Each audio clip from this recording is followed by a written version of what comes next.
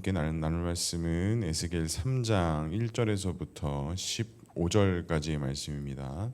에스겔 3장 1절에서부터 15절까지의 말씀, 우리 한 절씩 교독하고 마지막 절은 함께 읽도록 하겠습니다. 에스겔 3장 1절에서부터 15절까지의 말씀, 1절 제가 먼저 읽겠습니다. 또 그가 내게 이르시되 인자야 너는 발견한 것을 먹으라. 너는 이 두루마리를 먹고 가서 이스라엘 족속에게 말하라 하시기로 내가 입을 벌리니 그가 그 두루마기를 내게 먹이시며 내게 이르시되 인자야 내가 내게 주는 이 두루마리를 내 배에 넣으며 내 창자에 채우라 하시기에 내가 먹으니 그것이 내 입에서 달기가 꿀 같더라. 그가 또 내게 이르시되 인자야 이스라엘 족속에게 가서 내 말로 그들에게 고하라. 너를 언어가 다르거나 말이 어려운 백성에게 보내는 것이 아니요 이스라엘 족속에게 보내는 것이라. 너를 언어가 다르거나 말이 어려워 내가 그들의 말을 알아듣지 못하리라 그들에게 보내는 것이 아니니라. 내가 너를 그들에게 보냈다면 그들은 정녕 내 말을 들었으리라. 그러나 이스라엘 족속은 이마가 굳고 마음이 굳어 내 말을 듣고자 아니하리니 이는 내 말을 듣고자 아니함이니라.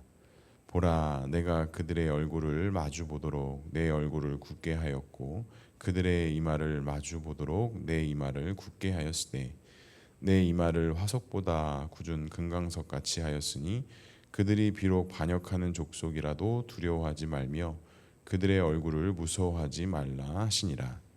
또 내게 이르시되 인자야 내가 내게 이를 모든 말을 너는 마음으로 받으며 귀로 듣고 사로잡힌 내 민족에게로 가서 그들이 듣든지 아니 듣든지 그들에게 고하여 이르기를 주 여호와의 말씀이 이러하시다 하라. 때에 주의 영이 나를 들어 올리시는데 내가 내 뒤에서 크게 울리는 소리를 들으니 찬송할지어다 여호와의 영광이 그의 초소로부터 나오는도다 하니 이는 생물들의 날개가 서로 부딪히는 소리와 생물 곁에 발퀴 소리가 크게 울리는 소리더라. 주의 영이 나를 들어올려 데리고 가시는데 내가 근심하고 분한 마음으로 가니 여호와의 권능이 힘있게 나를 감동시키더라. 함께 읽겠습니다.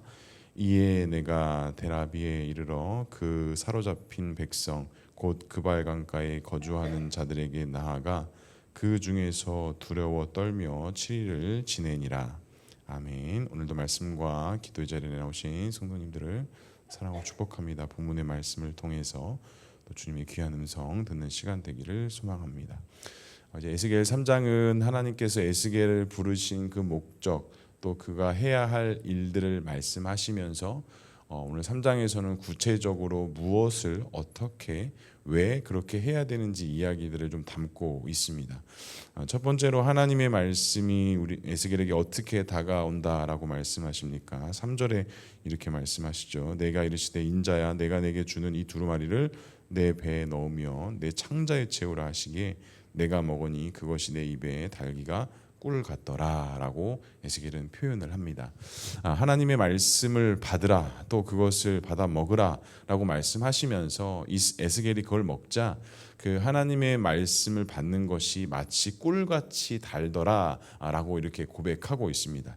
우리가 어제도 말씀을 나눴지만 에스겔이 지금 부름을 받고 그가 어떤 나아가는 길 속에서 아마 쉽지 않은 방향과 쉽지 않은 일이었다라는 것을 알 수 있습니다. 하나님께서도 에스겔에게 말씀하시는 게 오늘도 말씀하시죠. 그들이 듣든지 아니 듣든지 너는 내 말을 고하여 할 것이다 라고 이렇게 말씀합니다. 그러니까 이미 하나님께서 무엇을 말씀하신 거예요. 너가 해야 될, 너가 감당해야 될 이 사역 자체가 쉽지만은 않을 거다라고 말씀하세요.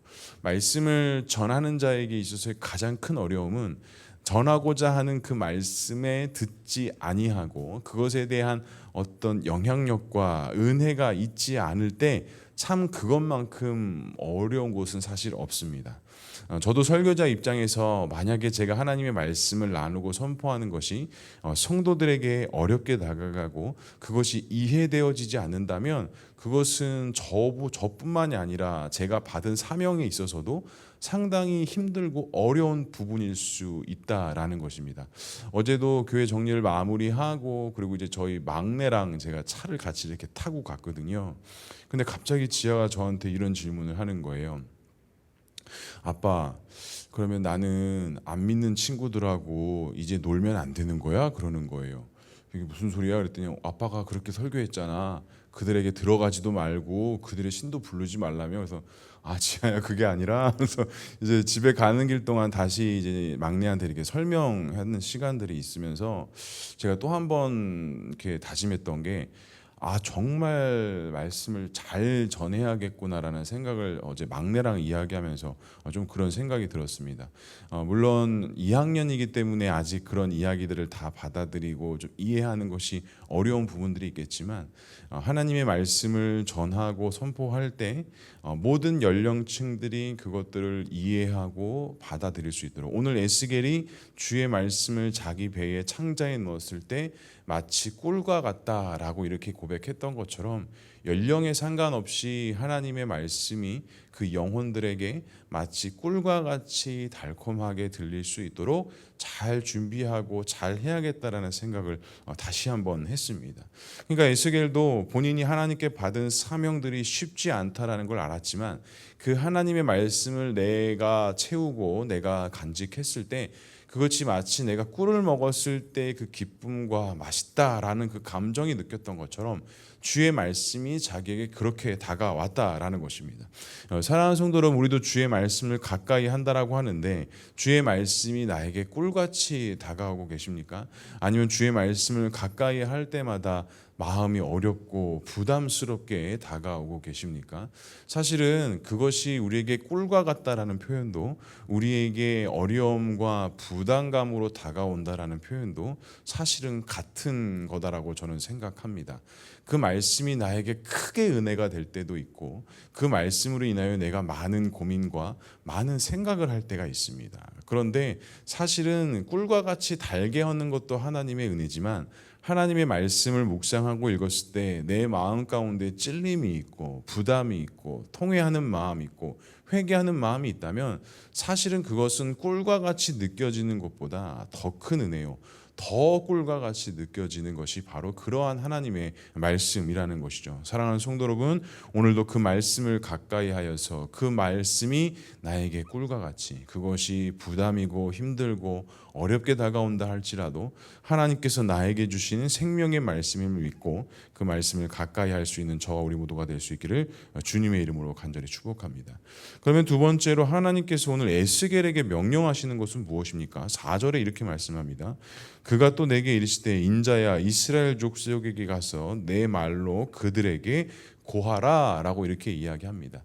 그러니까 지금 에스겔에게 그 말씀을 내 배에 채우라 내 창자에 채우라 하신 그 이유와 목적은 그 말씀을 이스라엘 즉 패역한 족속에게 가서 전하고 선포하라라는 것입니다. 그리고 오늘 또 이어서 말씀하시는 것을 내가 너를 언어가 다르고 문화가 다른 족속에게 보내는 것이 아니라 충분히 너가 그 말씀을 선포하였을 때 들릴 수 있을 만한 너희 족속에게 보내는 것이니 너는 그의 하나님의 말씀을 이스라엘에게 가서 말하라 그들에게 전하라 라고 이야기합니다. 하지만 어떻습니까? 그 이스라엘 백성들의 마음의 상태가 어떻다라고 말씀하십니까? 7절에 보니까 그러나 이스라엘 족속은 이마가 굳고 마음이 굳어 내 말을 듣고자 아니하리니 이는 내 말을 듣고자 아니함이라 라고 이야기해요.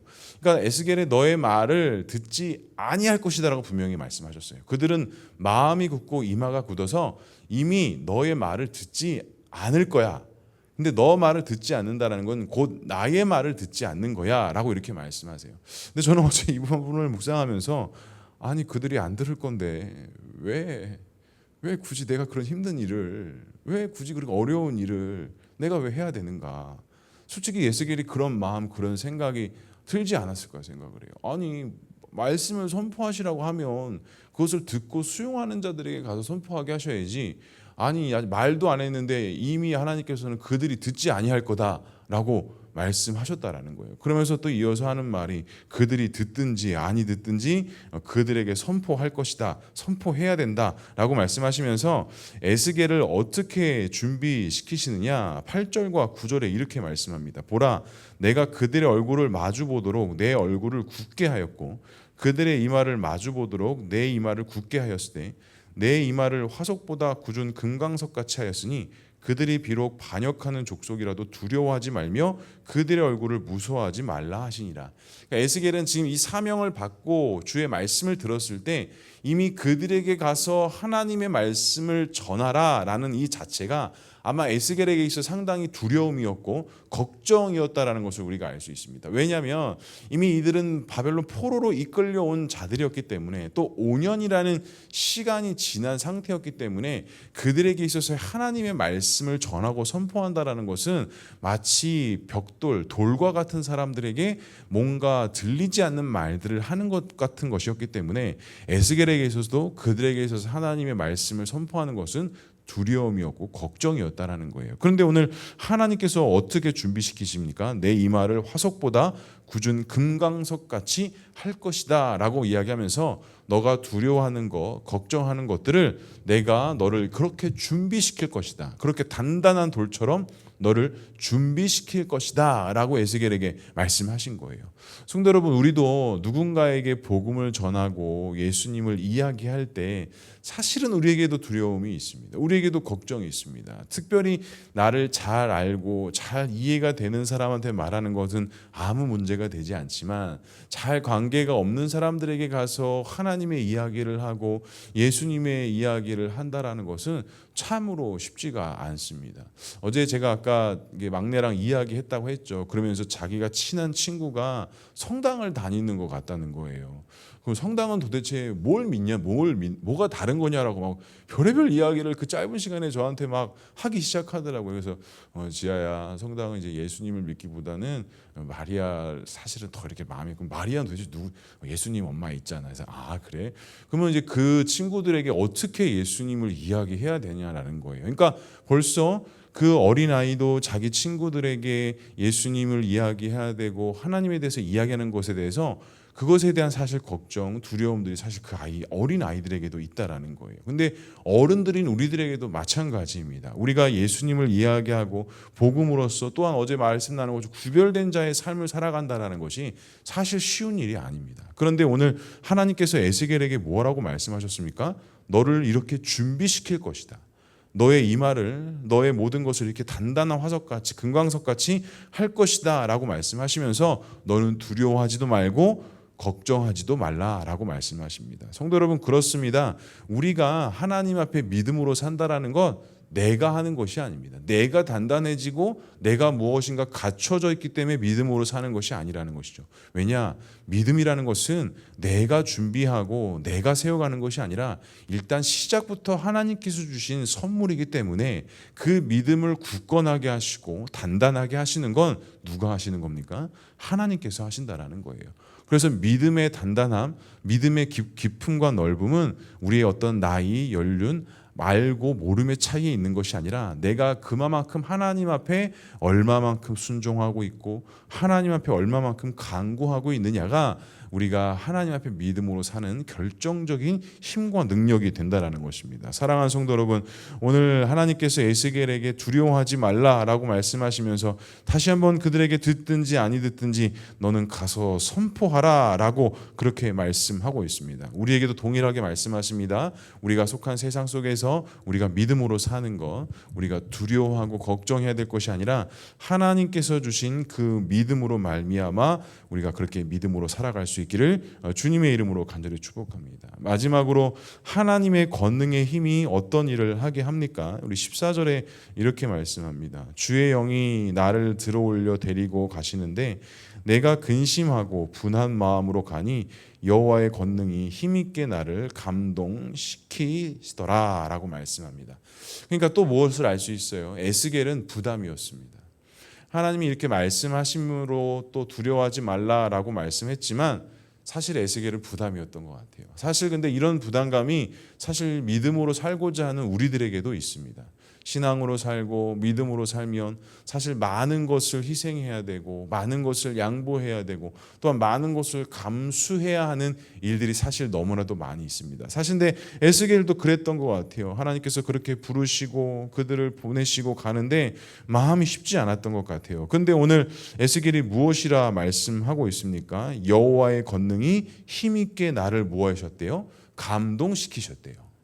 하나님의 권능이 내가 그 길을 걸어갈 수 있도록 나를 감동시키셨다라는 것입니다. 하지만 그렇게 감동이 있었음에도 불구하고 15절 하반절에 보면 그들에게 거주하는 자들에게 나아가 그 중에 두려워 떨며 7일을 지내느니라 라고 이렇게 말씀해요. 그러니까 하나님의 권능으로 감동도 받고 말씀을 듣고 두려워하지 말라 무서워하지 말라 이야기를 받았지만 이 에스겔도 어쩔 수 없이 환경으로 찾아오는 두려움과 걱정 가운데 그곳 가운데 순종의 길을 걸어갔다라는 거예요. 여기서 알 수 있는 것은 두 가지가 있습니다. 하나님의 능력과 은혜가 있어도 사실 우리의 삶 속에서 찾아오는 그런 두려움과 걱정을 완벽하게 우리가 떨쳐내는 것은 사실 쉽지만은 않은 일이라는 거예요. 겉으로는 우리 내가 믿습니다, 할 수 있습니다 이렇게 말하지만 솔직한 마음으로 우리 마음 가운데 찾아오는 그 걱정과 두려움은 그 누구도 자유로울 수 없다라는 것을 알 수 있습니다. 또 한 가지 알 수 있는 건 그렇게 우리가 두렵고 떨림에 있는 가운데 있다 할지라도 하나님의 권능, 하나님의 은혜는 끊이지 않는다라는 사실입니다. 그러니까 우리가 해야 할 일은 우리가 두려움과 떨림이 있다 할지라도 하나님의 그 함께 하심과 은혜는 변함없는 사실이기 때문에 두렵고 떨린다고 해서 외면하고 뒷걸음질 쳐야 되는 게 아니라 오늘 그 두려워 떠는 가운데 에스겔이 7일 동안 그들 족속 가운데 있었다라는 것처럼 우리가 감당해야 될 것들, 우리가 감수해야 될 것들은 우리는 기꺼이 두렵더라도 걱정이 되더라도 염려가 되더라도 그 안에서 그 두려움과 떨림 안에서 그 작은 힘 하나님의 힘을 붙잡고 끝까지 그 믿음과 소망 안에서 있어야 한다라는 것입니다.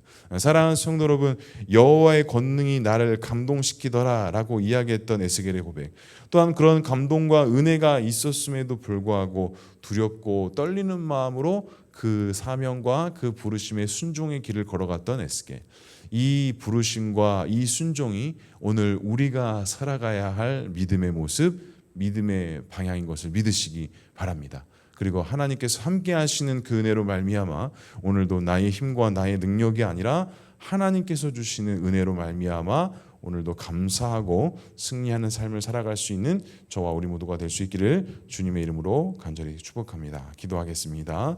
사랑과 은혜가 풍성하신 하나님 아버지, 오늘도 우리를 말씀과 기도의 자리에 세워주시고 하나님 앞에 믿음과 소망으로 나아가게 하시니 주님 감사합니다. 하나님, 우리가 믿음으로 나아간다라고 하지만 우리 삶과 우리에게 찾아오는 끊임없는 그 두려움과 걱정, 우리가 완벽하게 떨쳐낼 수 없는 또한 그런 안타까운 현실 때문에 때로는 넘어지기도 하고 때로는 내 믿음이 연약한 것 같아서 좌절하고 낭망할 때도 있음을 고백하며 나아갑니다.